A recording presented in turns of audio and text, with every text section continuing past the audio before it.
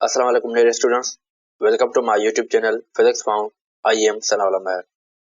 आज हम पढ़ेंगे चैप्टर 5 का लेक्चर 4 है और आज का जो हमारा टॉपिक है वो है स्ट्रेन एंड इट्स टाइप्स।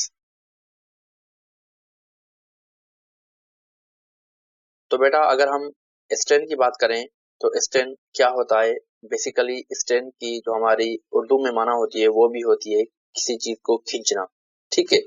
लेकिन खींचना उस तरीके से कि जैसे किसी चीज में कोई बिगाड़ पैदा हो, ठीक है। जिस तरीके से हमने पिछले लेक्चर में स्ट्रेस को डिस्कस किया था, ठीक है। तो उसी तरीके से स्ट्रेन भी जो होती है वो बेसिकली स्ट्रेस की वजह से ही पैदा होती है, ठीक है। लेकिन यहाँ जो कॉन्सेप्ट है वो किसी चीज का बिगाड़ना, किसी चीज का डायमेंशन चेंज करना, ठीक है। तो अगर हम इसके कुछ एग्जाम्पल की तरफ चलते हैं बेटा, तो देखते हैं कि मिसाल के तौर पर हमारे पास एक रबर बैंड है। अगर हम इसको खींचेंगे दोनों हाथों से तो क्या होगा, इसकी साइज में चेंज हो जाएगी, ठीक है। और जब हम इसको छोड़ेंगे तो वो अपनी ओरिजिनल पोजीशन या साइज में आ जाएगा, ठीक है। अब उसके बाद अगर हम दूसरे एग्जांपल की बात करें बेटा, मिसाल के तौर पर हमारे पास एक जो है ना वो टेनिस बॉल है और उसको हम प्रेस कर रहे हैं। प्रेस करने की वजह से क्या हो रहा है कि उसकी साइज और शेप जो है वो दोनों ही चेंज हो रहे हैं और जब उसको छोड़ेंगे तो क्या होगा, वो अपनी ओरिजिनल पोजीशन पर वापस आ जाएगा, ओरिजिनल शेप पर वापस आ जाएगा, ठीक है। एक और एग्जांपल की तरफ चलते हैं। मिसाल के तौर पर हमारे पास एक बलून है बेटा और हम उसको दोनों हाथों से कंप्रेस कर रहे हैं तो क्या होगा, इसकी साइज और शेप में चेंज आ जाएगी। लेकिन जब हम फोर्स लगाना छोड़ देंगे तो वो अपनी ओरिजिनल साइज और शेप में वापस आ जाएगा, ठीक है।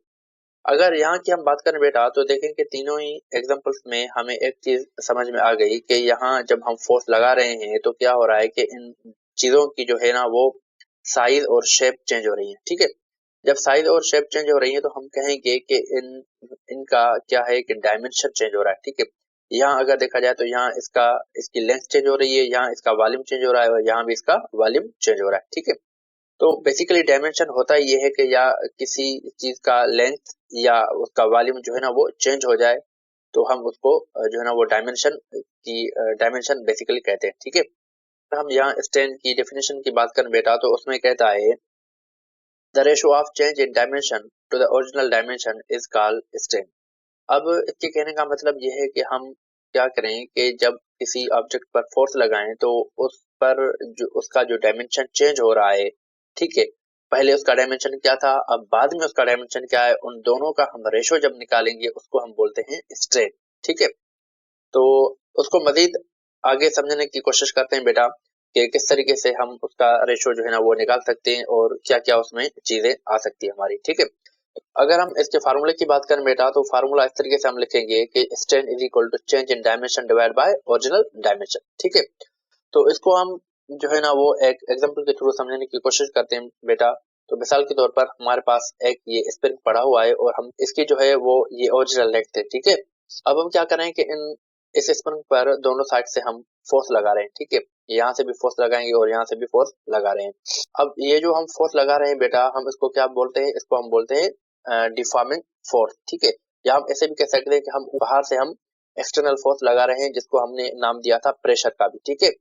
तो जब हम इस पर प्रेशर लगाएंगे दोनों साइड से तो क्या हो जाएगा, इसकी साइज जो है वो चेंज हो जाएगी। इस तरीके से उसकी ये साइज चेंज हो जाएगी, ठीक है। मतलब ये कंप्रेस हो जाएगा। अब उसके बाद इसकी जो लेंथ है वो इतनी रह जाएगी, ठीक है, फोर्स लगाने के बाद में। अब हम यहाँ देखते हैं बेटा कि इसकी जो लेंथ है वो बेसिकली चेंज कितनी हुई, ठीक है, ये कितना कंप्रेस हुआ है। तो हम यहाँ से देखेंगे कि ये इस पॉइंट से इस पॉइंट तक ये इसकी जो लेंथ है वो चेंज हो गई है, ठीक है। अगर हम इस चेंज को जो ना मालूम करना चाहें तो किस तरीके से हम कैलकुलेट करेंगे, तो इसके लिए हमारे पास इस तरीके का फार्मूला होता है कि change in length is equal to original length. Original length में से माइनस करेंगे क्या, जो हमारे पास जो है ना फोर्स लगने के बाद में जो लेंथ आ गई, ठीक है, मतलब कि वो जो डिक्रीज लेंथ हो गई। तो हम जब ओरिजिनल लेंथ में से उसको माइनस कर देंगे तो हमारे पास उस लेंथ का चेंज आ जाएगा, ठीक है। अब हम ऐसा करते हैं कि बेटा कि मिसाल के तौर पर हमारे पास ये जो स्प्रिंग है वो 4 मीटर लॉन्ग है, ठीक है, उसकी लेंथ जो है वो 4 मीटर है। उसके बाद जब हम उन पर फोर्स लगाया तो उसकी जो बकाया लेंथ रह गई वो कितनी रह गई, वो 3 मीटर रह गई, ठीक है।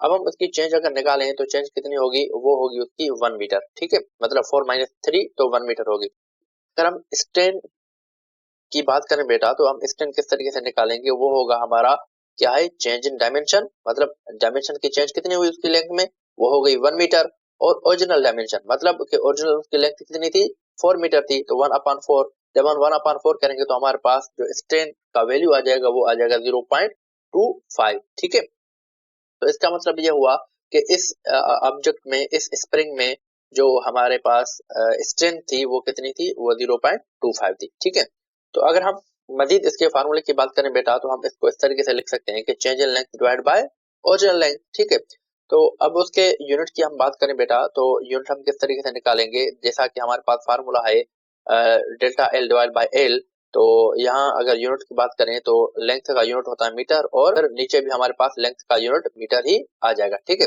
तो यहाँ से मीटर और यहाँ से मीटर, ये दोनों आपस में कैंसिल आउट हो जाएंगे, तो इसका मतलब ये हुआ कि हमारे पास इसका कोई यूनिट नहीं रहेगा। ठीक है, तो इट हैज नो यूनिट। तो हम इस तरीके से कह सकते हैं कि बेटा कि ये दोनों जो हमारे पास ये जो फार्मूला है बेटा वो क्या है, वो दोनों सिमिलर क्वांटिटीज का रेशो है। ठीक है, ये दोनों ही सिमिलर क्वांटिटीज है, जब सिमिलर क्वांटिटीज होती हैं और उसका हम रेशो बनाते हैं बेटा तब उसका कोई यूनिट नहीं होता। ठीक है, तो बेटा ये थी बेसिकली हमारे पास स्ट्रेन। ठीक है, मतलब कि जब हम किसी ऑब्जेक्ट में फोर्स लगाते हैं, एक्सटर्नल फोर्स लगाते हैं या डिफॉर्मिंग फोर्स लगाते हैं, तो क्या होता है कि उसमें उस ऑब्जेक्ट में बिगाड़ पैदा होता है, उसकी डायमेंशन चेंज हो जाती है, हम उसको बोलते हैं स्ट्रेन। ठीक है, अब उसके बाद हम टाइप्स ऑफ स्ट्रेन पे चलते हैं बेटा। तो अगर हम इसके टाइप्स की बात करें तो इसकी बेसिकली 3 टाइप्स होती हैं, और सबसे पहले जो टाइप है उसका नाम है लॉन्गिट्यूडनल स्ट्रेन। ठीक है बेटा, जैसा कि हमने लॉन्गिट्यूडनल स्ट्रेस भी पढ़ा हुआ था, तो यहाँ भी हमारे पास लॉन्गिट्यूडनल स्ट्रेन है। ठीक है, अगर हम इसकी डेफिनेशन की बात करें तो इसमें कहता है it is the ratio of change in length divided by original length. ठीक है, इसमें हमें क्या करना होगा कि इसमें हमें रेशो मालूम करना होगा, मतलब कि change in length divide by original length का। ठीक है, तो मिसाल के तौर पर वही हम एग्जांपल लेंगे कि हमने स्प्रिंग को खींचा, अब दोनों तरफ से, तो क्या होगा, उसकी लेंथ बढ़ गई। ठीक है, अब इसकी लेंथ कितनी बढ़ गई, इसके लिए हम फार्मूला वही यूज करेंगे जैसा कि longitudinal strain is equal to change in length divide by original length. ठीक है, तो अब हम उसमें जब उसका मैग्नीट्यूड यहाँ रखेंगे तो हमें लॉन्गिट्यूडनल स्ट्रेन मिल जाएगी। ठीक है, जो अभी जो हमने एग्जांपल देखा था पिछली स्लाइड में, वही बेसिकली हमारी लॉन्गिट्यूडनल स्ट्रेन में शामिल हो जाता है। ठीक है, अब उसके बाद दूसरा है हमारे पास वॉल्यूमेट्रिक स्ट्रेन। अब वॉल्यूमेट्रिक स्ट्रेन की अगर हम बात करें तो इसमें कहता है it is ratio of change in volume to the original volume. अब यहाँ हम क्या करेंगे, उसमें वॉल्यूम का रेशो मालूम करना होगा। ठीक है, तो मिसाल के तौर पर हमारे पास एक स्फीयर है बेटा और उसका ये ओरिजिनल वॉल्यूम है। अब हम इसको क्या कर रहे हैं कि किसी वाटर में डिप कर रहे हैं, उसमें फेंक रहे हैं, तो क्या होगा कि वाटर का जो है ना वो इसके ऊपर प्रेशर लगेगा, जब इस पर प्रेशर लगेगा तो इसका वॉल्यूम जो है ना वो डिक्रीज हो जाएगा। ठीक है, तो मतलब पहले उसका ये वॉल्यूम था, अब उसका वॉल्यूम ये रह जाएगा।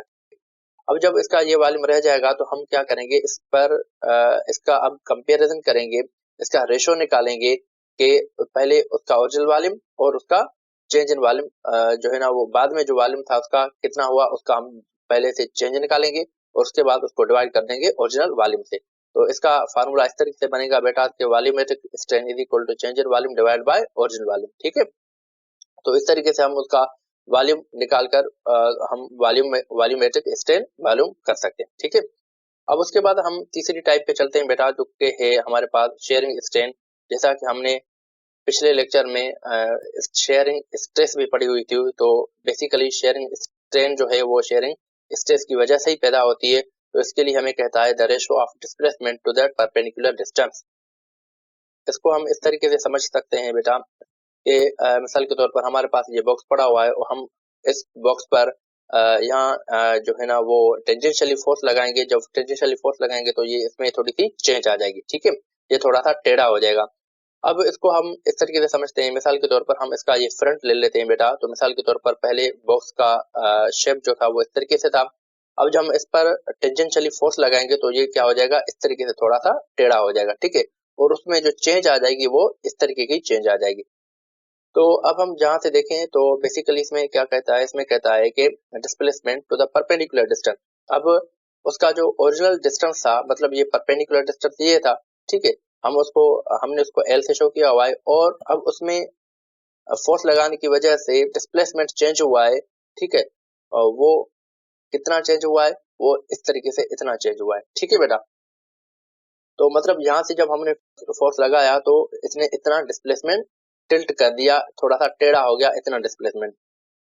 तो हम क्या करेंगे कि यहाँ से जो हमें फार्मूला बनाना होगा वो हम किस तरीके से बनाएंगे कि हम लिखेंगे डिस्प्लेसमेंट डिवाइड बाय डिस्टेंस, ठीक है, परपेंडिकुलर डिस्टेंस। तो इस तरीके से हम जो है ना वो जो है ना कैलकुलेट कर सकते हैं, और ये होती है हमारी बेसिकली शेयरिंग स्ट्रेस मालूम करने के लिए, ठीक है।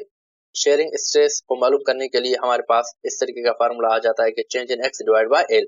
तो आप इन टर्म्स को एक्स एल ना भी लिखें, कोई और नाम भी दे सकते हैं, कोई इशू नहीं है बेटा, ठीक है। तो अब हमने दो चीजें जो है ना समझी बेटा, एक तो स्ट्रेन क्या होता है और उसके बाद हमने उसकी टाइप्स को भी डिस्कस कर दिया, ठीक है। तो आई होप कि आप लोगों को बेटा ये टॉपिक जो है वो अच्छे तरीके से समझ में आ गया होगा। इंशाल्लाह नेक्स्ट लेक्चर में हम फिर नए टॉपिक के साथ मिलेंगे, तब तक के लिए अल्लाह हाफिज।